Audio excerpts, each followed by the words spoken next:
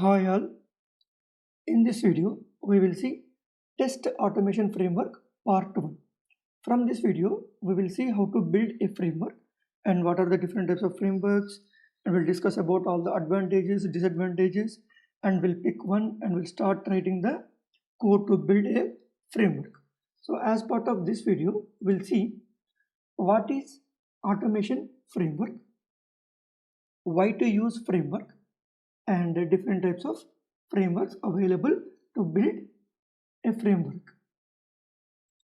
So automation framework.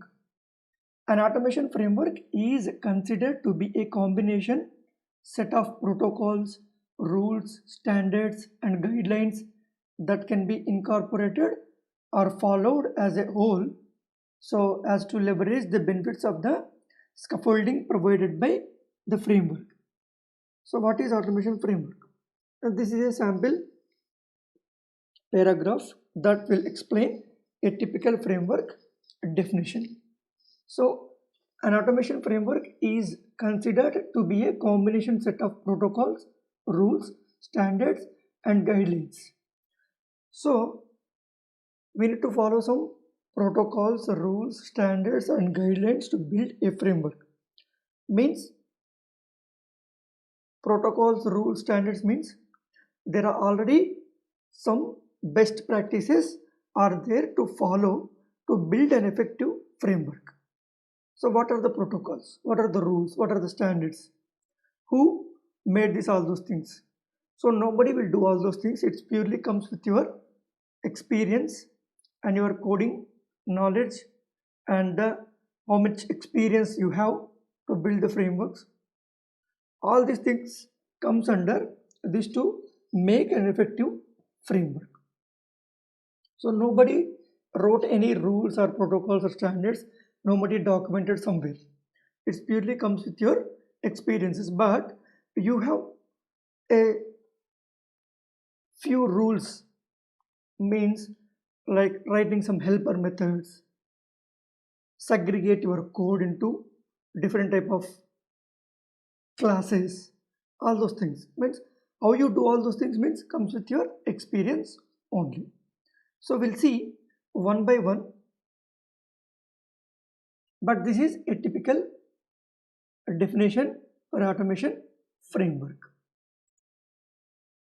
Then types of automation frameworks. So before that, why to go with framework? So we have seen that this is a definition, but why to go for automation framework? So till now we are seeing that we are writing so many programs. So each class is having some functionality, and each and every class we are opening a browser and we are closing the browser. Each and every program we are writing some set of code that is a duplicate. So by taking this much into consideration, so let's assume you have 100 test cases. For each and every test case, if you keep opening a browser, keep closing a browser is a extra burden to your program, right? To your mission also. So in normal way, by taking an example, in manual testing, if you have 10 test cases, how you execute? First, you will open a browser. You will choose one browser, whether it is Chrome or Firefox, right? According to your requirement or client's requirement, you choose one browser. Let's assume it's a Chrome. So you open Chrome, you navigate to particular URL, and first you will log into your machine. Then you start executing your test cases one by one. But for each and every test case, you will not log into the machine. You execute, you log out, close the browser, again you open the browser, navigate to the URL, log into your machine, execute second test case, log out, close the browser, again open the browser, navigate to URL, log into your machine, execute third test case, log out, close. We will not follow this kind of standards, right? So what you do, you first open the browser, navigate to URL, log into your application, and complete your 10 test cases execution. After completion of your 10 test cases execution, then you log out and close. This is you follow. So then how you can achieve the same thing in automation code? So for that, you will segregate your program into different classes, and if you already open the browser, do not open the browser again. If you already log into the machine, do not log into the machine again. You need to write so much of code, you must write so much of conditions, all these things. To make that easy, you will build a framework. That is a simple example I have told, but in real-time application you may have critical scenarios. So to make that easy, you need to choose one of the frameworks and you need to follow that framework. So that is the small example to go with a framework, right? And advantage of going with a framework. So now we'll see types of automation frameworks. Linear scripting, test library architecture framework, data-driven testing framework, keyword-driven framework, and then hybrid framework. These are all the frameworks we are going to see, and these are all the available in the market people are using to build an automation framework. So we'll see one by one, and what is that linear scripting, what is the advantage and what is the disadvantage. In the same way, remaining frameworks also we'll see what is the definition and what is simple information about that framework, and then what are the advantages and what are the disadvantages. So linear scripting, it is the simplest of all frameworks and also known as record and playback. In this framework, tester manually records each step, means navigation and user inputs, and inserts checkpoints, means validation steps, in the first round. Then playback the recorded script in the subsequent rounds. Means when you come with Selenium, when you talk about Selenium, we have a IDE, Selenium IDE. So it is a record and playback plugin to your Chrome or Firefox. So in this, you no need to have a programming knowledge. So there is a small tool will called record and playback tool. So you depends upon the tool, you choose the tool, you open the tool, you start recording your user actions on the browser. So open the browser, navigate to URL, you enter something into username text box. Something means your valid username. You enter password in the password text box. You click on sign in button. Then you'll navigate to your main page or dashboard, whatever it may be. So you will do some actions on that page. Means let's assume a first test case. You perform all the steps one by one, and then you will stop recording all these steps. Then you will have some set of lines of code with you in the recorded tool. So the next time if you wanna perform the same test case, you just play back that. You select the test case or script, you will just click on play button. Then it will perform the same actions what you recorded in the previous step. So same steps can be repeated in the browser. So this is called linear scripting. You will record and play back the steps which you want. Alright. So what are the advantages when you go with linear scripting? Fastest way to generate a script. So you just click on record button, you perform whatever you want in the manual way. So all the things can be recorded. So this is very simple and fast. No need to write any code, right? No need to open any coding tool. No need to start coding on that. No need to find the elements to interact with those. So simple ways, start your recording tool, perform the actions and close. This is the fastest way to generate a script. As we already discussed that automation expertise not required. So no need to know any programming knowledge or skills. The reason is you just perform your manual steps using your mouse and browser. Then all the things can be recorded by using one of the tools, means record and playback tools. So automation expertise not required. The easiest way to learn the features of the testing tool. If you know the two features of the particular record and playback tool, it is easy. That is also very easy process. You will not have so many options. Once you go through all the options available in the tool, then it is easy to use the tool effectively. So these are all the advantages when you go with linear scripting. Now we will see disadvantages. Little reuse of scripts. So when you record, you need to play back in the same way. If you need any changes, you cannot do. So whatever you record, you need to play the same script. If you need any little bit of changes for the second script, you cannot do. You have to re-record the second script. Alright.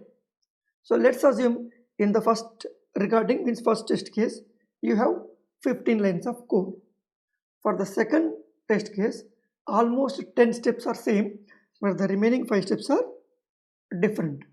But even though you need to record all the 15 steps again, you cannot reuse those 10 common steps. So that is one of the disadvantages. So little reuse. And the test data is hard coded into the script. Means if you want to check login functionality with different inputs, you cannot do that. The reason is you are hard coding while you are recording. So if you want to check the same test case with different tests of data, you need to record again the same steps with different test data. Script maintenance is not easy. So let's assume for the login functionality you have 10 combinations. Then you need to write 10 test cases, 10 recorded steps, not steps, recorded scripts. Each script may contain more than 10 steps or 15 steps. So tomorrow if you want to change anything, you need to re-record each and every script. Right? This is very maintenance task. So these are all disadvantages when you talk about linear scripting. So we'll see the second one, test library architecture framework. It is also known as structured scripting or functional decomposition. The two other names are structured scripting and functional decomposition. In this framework, test scripts are initially recorded by record and playback method. Later, common tasks inside the scripts are identified and grouped into functions. These functions are called by main test script called driver script in different ways to create test cases. So we have seen some limitations in our previous framework.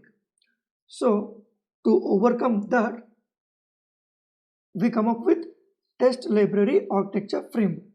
If you have a recorded playback scripts, in that you have any steps or duplicate or common, then you pull those steps into a separate function and then you will use that wherever you need. Right? So we simplified previous framework into this. In this framework, we simplified some tasks. So we'll see what are the advantages. Higher level of code reuse is achieved in structured scripting as compared to recorded playback.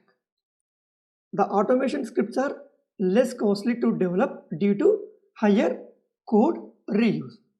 Alright, so if you have 15 test cases, in the 15 test cases, you have 10 steps are common, then you pull that 10 steps into a separate function. In the future, if you have any changes, if you change in the simple one function, then 15 test cases can be affected. Means in our no need to change in the 15 test cases.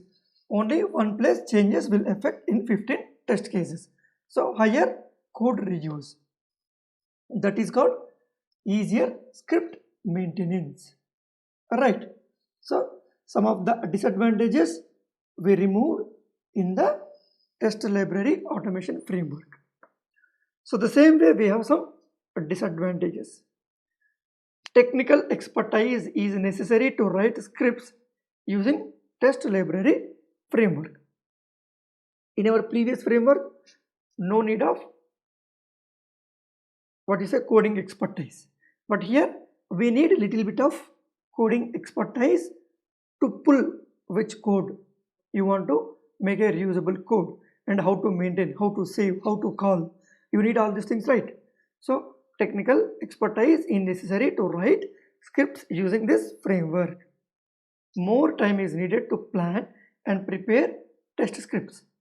So to maintain effective way, we need to think how you can segregate your code. Then it will take more time to prepare test scripts. Test data is hard coded within the scripts. So still we are not dealing with test data hard code part. Here also we are hard coding the test data. If you want to change, then you need to revisit the each and every script and you need to change. Right. This is test library architecture framework. So we'll see the next one, data driven framework. This is one of the famous framework which people frequently use, or they'll build framework using test data, means data driven framework. In this framework, while test case logic resides in the test scripts, the test data is separated and kept outside the test scripts. Test data is read from the external files like Excel files, text files, CSV files, ODBC sources means databases, like, and are loaded into the variables inside the test script. Variables are used both for input values and for verification values. Test scripts themselves are prepared either using linear scripting or test library framework. So in the first framework, means in the linear scripting, we do not have code reuse. But coming to the test library framework, we started using code reusability. But in both the frameworks, test data is hard coded. So that is simplified in the data driven framework. So we evaluating the frameworks means from one framework to another framework, we are trying to solve the disadvantages. Here we solved test data maintenance. For that we use Excel files, text files, CSV files, etc. But the framework is whether we may use linear scripting or test library framework. But we separated our test data from our scripting. So that is called data driven framework. Then what are the advantages? Changes to the test scripts do not affect the test data. Test cases can be executed with multiple sets of data. A variety of test scenarios can be executed by just varying the test data in the external data files. We already seen all these things are the disadvantages in our previous framework. We cannot changes to the test scripts that do not affect the test data. Right, we cannot do that in our previous frameworks, but that can be possible with the data driven framework. Test cases can be executed with multiple sets of data. Each functionality can be tested with multiple sets of data as we are not hard coding. Alright, so these are all advantages.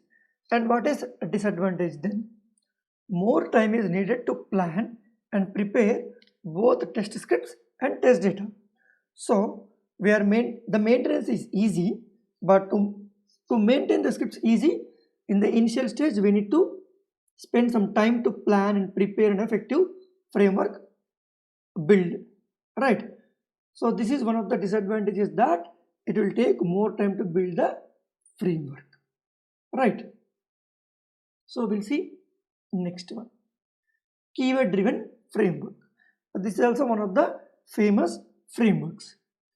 The keyword driven framework requires the development of data tables and keywords independent of the test automation tool used to execute them.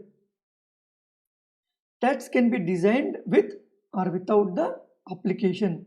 In a keyword driven test, the functionality of the application under test is documented in a table as well as in step-by-step instructions for each test. So here, what we'll do, for each and every functionality, means every action will create a keyword. Suppose open a browser. To open a browser, we'll write a function and that is called a keyword. Open, for example, the keyword name is open browser. Otherwise, open Chrome browser, open Firefox browser, open IE browser, open Safari browser. So when you use that keyword, according to that keyword, some method will execute. So if you say open Chrome browser, then it will open the Chrome browser. Right? Enter something into the text box. You say one keyword called type or enter. Click is a keyword. Select is a keyword. When select means select a value from the drop down. Drag and drop. Upload. Something like that. You will create a number of keywords according to your requirement, according to your application. So that can be possible with or without application. Right. So if you have an application and manual test cases, you simply convert those manual test cases into step by step in the keywords. For that, no need to depends upon the application. When you convert all these things into that, there may be change that only finding the elements on the web page, address of the elements, that can be only pending task.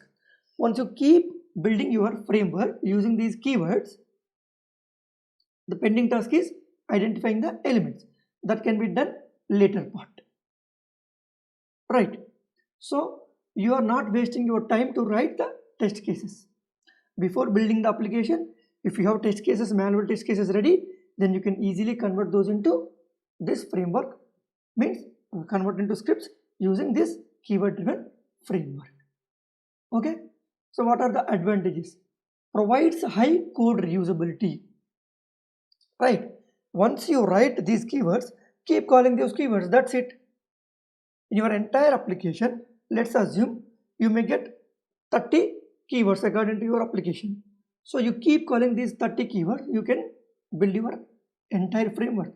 You can automate your 1000 scripts, 100 scripts, 200 scripts according to your application size. Test tool is independent. No need to bother about what are the tool you are using. Right. To deal with the tool, what are the function? Only change that function, but the remaining steps and scripts are same. Independent of application under test, the same scripts works for application under test with some limitations. Right. Only little bit of changes needed. Tests can be designed with or without application under test. So this is also one of the advantages. Then what are the disadvantages? Initial investment being pretty high. The benefits of this can only be realized if the application is considerably big and the test scripts are to be maintained for quite a few years. Right? To build this kind of framework, you need to spend so much of time. But even though if you spend so much of time, you build a framework, but the application is frequently changing or the project scope is very less, the project scope is only 6 months or 3 months, then this is not suggestible to go with this framework for smaller projects. Okay, let's take one banking application. It's a big application, so it will be so many years you need to run the scripts on that particular application with few changes. Then you can go with keyword driven framework. But your application is very small, you have 100 to 150 test cases, and you will the application means the development will close in within 3 to 6 months. then this is not suggestible framework. Okay. High automation expertise required to create the event-driven framework. As we already discussed, that it's a bit tricky way. So you need to write so many functions, and you need to think in such a way that it should not fail, should not change more. So that is the reason it is taking high, investment is pretty high, right? You need to spend so much of time. So for that you need automation expertise, right? These are the advantages and disadvantages when you go with keyword driven framework. Hybrid framework. As the name suggests, this framework is the combination of one or more frameworks discussed above, pulling from their strengths and trying to mitigate their weaknesses. This hybrid test automation framework is what most frameworks evolve into over time and multiple projects. Maximum industry uses keyword framework in a combination of functional decomposition method. So hybrid framework means it's not a separate framework. It's a combination of the frameworks which we discussed in our previous slides. But which combination we need to use, that purely depends upon your expertise and your application. According to your application, you need to pull one or more frameworks and you combine and use as a hybrid framework. Okay. So maximum industry uses that keyword framework in a combination of functional decomposition. Means this is a frequently used combination to build a hybrid framework. So hybrid framework is not a separate framework. It's a combination of multiple frameworks which we discussed, and how you use that purely depends upon your expertise, means technical expertise, and your application and under test. Okay. And most of the times people use hybrid framework only. Okay. Page object model design pattern. So this is not a framework, it's a design pattern, but very famous design pattern nowadays. Means in your hybrid framework you can include page object model design pattern to simplify your test cases, to segregate your test cases, to segregate your business logic and actual logic. Right. Page object model is a design pattern which has become popular in test automation for enhancing test maintenance and reducing code duplication. Right. A page object is an object-oriented class that serves as an interface to a page of your application under test. So as we already discussed, we'll segregate your business logic and your actual logic by using some pages. The tests then use the methods of this page object class whenever they need to interact with the UI of that page. The benefit is that if the UI changes for the page, the tests themselves don't need to be changed, only the code within the page object needs to change. So as already we discussed, we'll create some pages. The pages will have the information about your page, means your locators and your logic. But coming to the business logic, you will have some only plain navigation. If you have any changes, no need to come to your actual logic, just go to your where your actual functionality and actual object identification.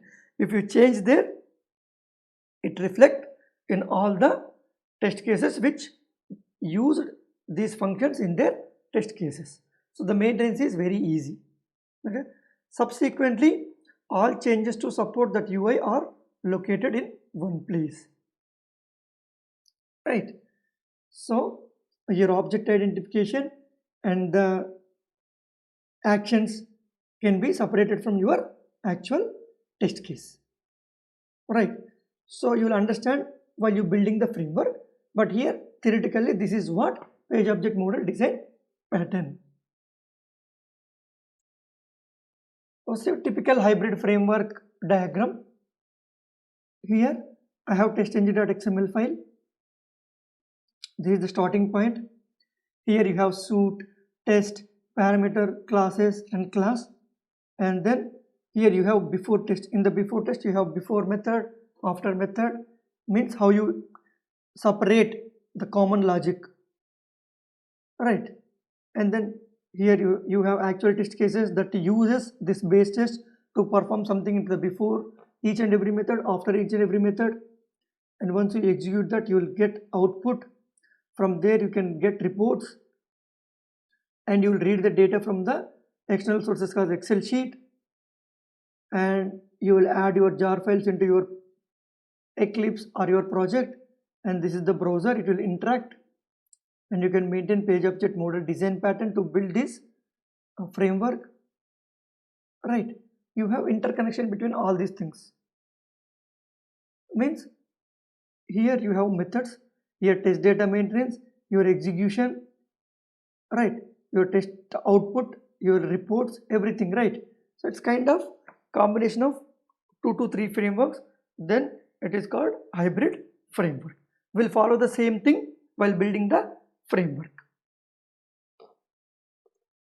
Okay, these are all different types of frameworks. Thank you for watching.